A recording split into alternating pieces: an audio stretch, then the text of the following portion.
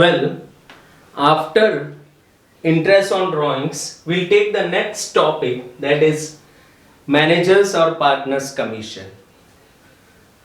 अलग अलग कंडीशंस पे कमीशन कैलकुलेट होता है गाइस. इन क्वेश्चन में दे स्पेसिफाई, मैंने 4 अलग केसेस लिखे हैं, 4 अलग possibilities. The first is partner is to be paid commission at 10% of net profit. Second, partner is to be paid commission at the rate 10% of net divisible profit. The third is partner is to be paid commission at 10% on profit before charging commission. And the last case is partner is to be paid commission at 10% on profit after charging commission. तो guys let us check. यहाँ पे मैंने एक P&L appropriation draw किया है. Net profit, 2 expense लिए हैं, interest on capital, partner salary and net divisible profit. तो सबसे पहला कंडीशन जो है कि पार्टनर को कमीशन देना है 10%. किस पे? नेट प्रॉफिट पे डायरेक्टली. तो ये तो डायरेक्ट कैलकुलेट हो जाएगा. कमीशन कैसे निकालेंगे? Net profit. ये जो नेट प्रॉफिट है, net profit into rate upon 100. यहां पे 10% रेट है तो यहां कितना लिख देंगे? 10 अपॉन 100. तो आपको आंसर मिल जाएगा. तो जो पहला कंडीशन है that is based on net profit. दूसरा कंडीशन है partner is to be paid 10% commission on net divisible profit. तो यहां पे आपको मिलता है नेट डिविजिबल प्रॉफिट, तो डायरेक्ट उसका 10%. तो सेकंड का आंसर होगा net divisible profit into rate upon 100.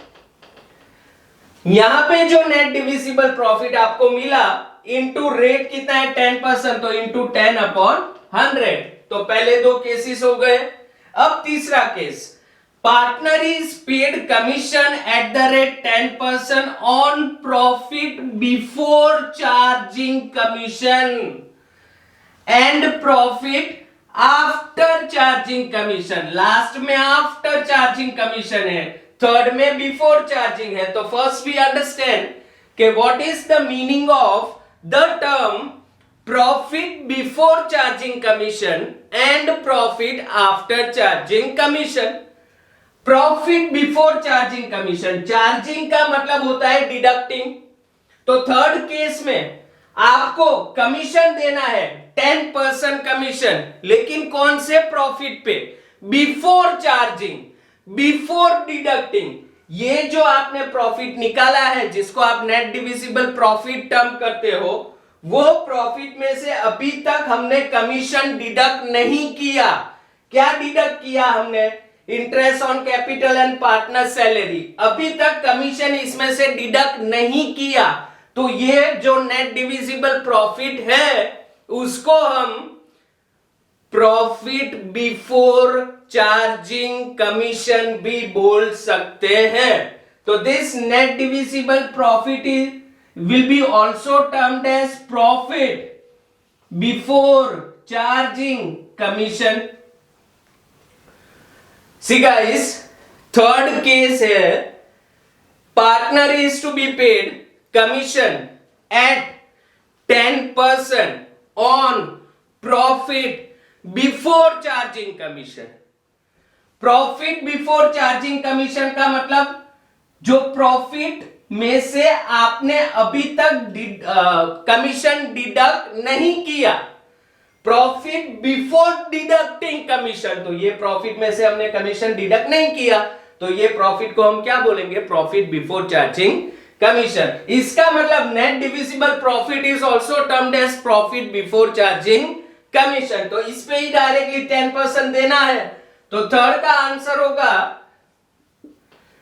Net divisible profit, या also it is known as profit before charging commission into rate upon 100, rate में 10% है तो 10, तो net profit, net divisible profit या profit before charging commission into 10 upon 100.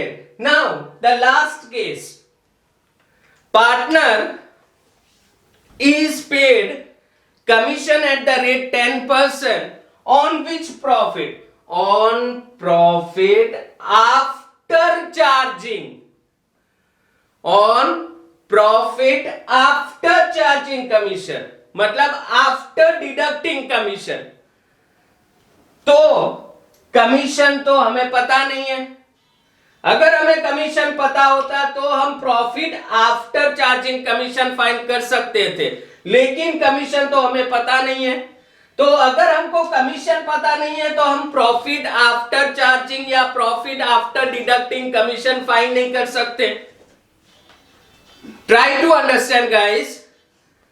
Last case में हमें commission देना है on profit after deducting commission या आफ्टर चार्जिंग कमीशन.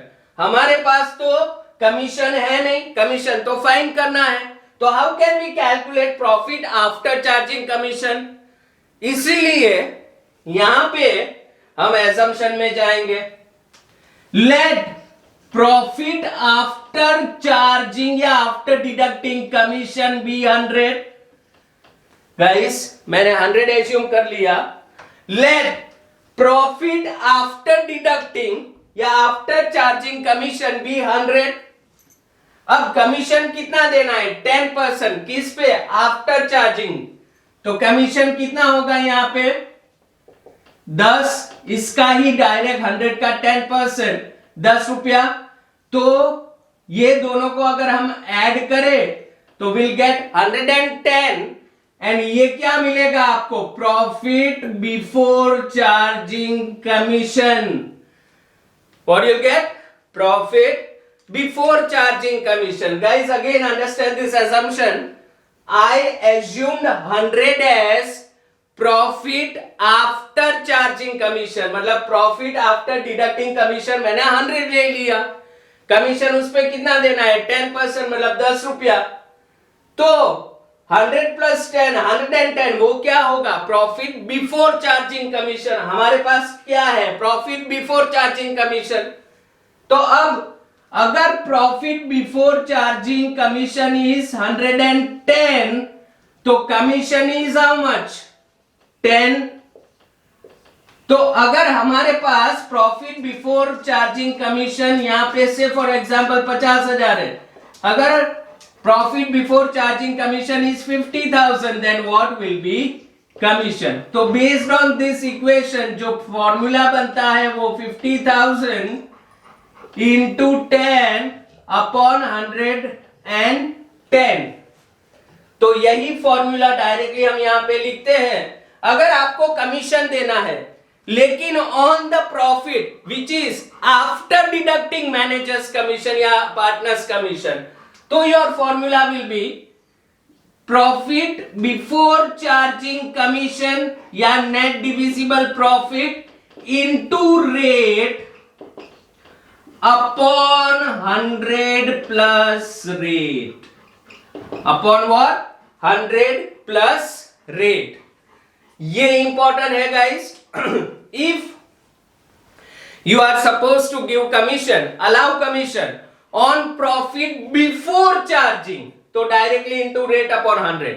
लेकिन अगर आपको कमीशन देना है मैनेजर को या पार्टनर को after charging is commission, after charging, तो ये फॉर्मूला आ जाएगा प्रॉफिट बिफोर चार्जिंग कमीशन या net divisible profit into rate upon 100 plus rate. ये कैसे आया फॉर्मूला? तो यहां पे मैंने डेरिवेशन लिखा है.